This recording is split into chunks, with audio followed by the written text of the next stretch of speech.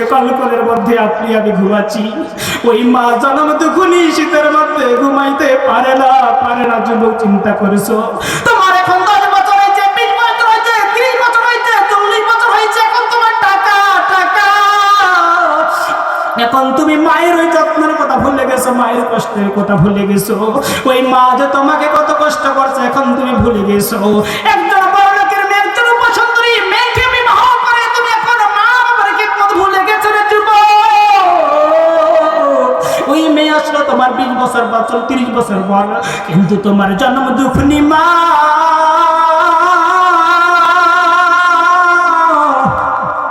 তোমাকে ছোট থেকে লালন পালন করলো। তোমার বাবা তোমাকে ছোট থেকে হাত ধরে আস্তে আস্তে তোমাকে বড় করলো রে যুবক। ওই মায়ের কেমন করে নাফরমানি করো, বাবারে কেন নাফরমানি করো? ওই জন্ম তখনই মা রাতের মধ্যে ঘুমাইতে পারে না।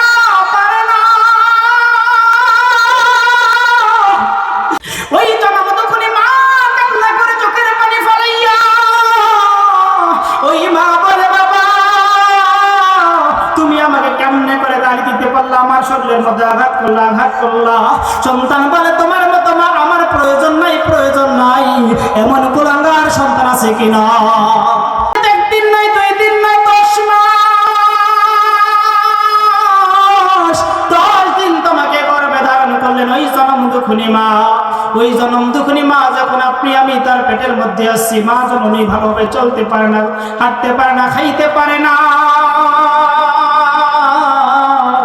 ওই জনম দুঃখনি মা বুঝে যে কতটা জ্বালা, কতটা কষ্ট, কিন্তু আপনি আমি বুঝি না। আমার ভাইরা, আমার বন্ধুগণ, আমার পেটগার মুসলমান বাবাজিরা, বর্তমান সমাজে দেখা যায় সন্তানরা মা বাবার খেদমত করে না, মা বাবার কথা শুনে না। এমন ইতিহাস পাওয়া যায় যে মা বাবার শরীরের মধ্যে সন্তান আঘাত করে। এমন কুলাঙ্গার সন্তান আছে কিনা? এমন কুলাঙ্গার সন্তান আছে যেই মা, যেই বাবা তোমাকে আমাকে একদিন নয়, যেই বাবা মা মাথার ঘাম পায়ে ফেলি আপনাকে আমাকে খাওয়াইছেন, ওই বাবা মার পোশাক না পরে এই কনকনে শীতের মধ্যে জনম দুঃখনি মা বাবা শীতের কাপড় পরে না, সন্তানকে নিয়ে দেয়। সন্তান স্কুলের মধ্যে যায়, সন্তান তার বন্ধু বান্ধবের সঙ্গে ঘোরাফেরা করে, সন্তান যেন কষ্ট না পায়, সন্তান যেন তার বন্ধু বান্ধবের সামনে লজ্জিত হয়, লাঞ্ছিত নয়, এই জন্য বাবা না খেয়ে কষ্ট করে সন্তানকে কাপড় কিনে দেয়। মুসলমান বাবাজিরা, ওই কেমন করে ওই সন্তান তুই মা বাবার নাফরমানি করো, মা বাবাকে অপমান করো, লাঞ্ছনা করো, বেজ্জত করো, এমন সন্তান আছে কিনা বলেন? বাংলার জমিন আছে কিনা? ভালো কাজের দিকে ডাকে সন্তান আসো। ওই সন্তান কয়, না, ওই মা তোমার কথা আমি শুনবো না, ওই বুড়ির কথা বলিস না, ওই বুড়ার কথা বলিস না। আমি এখন যাব বন্ধুদের সঙ্গে আড্ডা দিতে। কোথায়? ওই মাহিগঞ্জ বাজারের মধ্যে, ডোমারের মধ্যে, স্কুলের মাঠে গাঞ্জা পার্টি দিতে।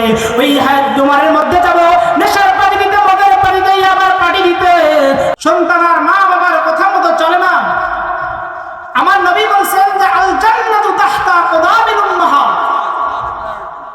যে প্রতিটা সন্তান তার মায়ের পায়ের নিচে তার জান্নাত। সুবহানাল্লাহ। আমার ভাইরা, আমার বন্ধুগণ, আমার বাবাজিরা রে, দিলের কানটা লাগে শুনেন, মনটাই দৃষ্টি দিক না দিয়ে একটু মন দিয়ে শুনেন রে বাজান। আমার নবী বলছেন, ও মুসলমান, তুমি যে জান্নাতে যাবা, তুমি তো একজন মায়ের সন্তান, তুমি তো একজন পিতার সন্তান। তোমার মায়ের গর্ভ থেকে তুমি এসেছো, কথা বলেন ঠিক কিনা? কোন সন্তান কি তার মা বাবার মায়ের গর্ভ ছাড়া এসেছে দুনিয়ায়? কখনোই নয়। ওই মা তোমাকে 10 দিন নয়, ওই মা বাবা তোমার জন্য কতটা কষ্ট করে গেছে তুমি কি জানো নি?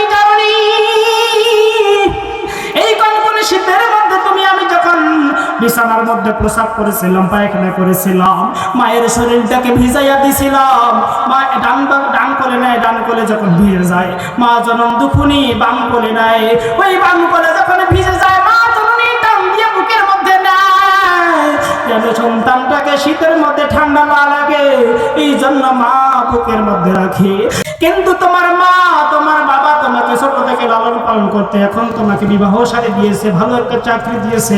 তোমার বাবা পারতো তোমাকে লেখাপড়া না করাইয়া কৃষি কাজে লাগাইয়া দিতে পারতো, কিন্তু না না, বাবা বলতেছে আমি কি হয়েছি দেখ, আমার সন্তানকে একজন ভালো মানুষ বানাইতে হবে, আমার সন্তানকে একটা ভালো একটা প্রতিষ্ঠান দিতে হবে, আমার সন্তানকে ঢাকা বিশ্ববিদ্যালয়ে পড়াইতে হবে, যাতে আমার সন্তান ডক্টর হয়, আমার সন্তান আইনজীবী হয়, আমার সন্তান যেন বড় একটা চাকরির পথে থাকে। এই কোন ঠিক কিনা?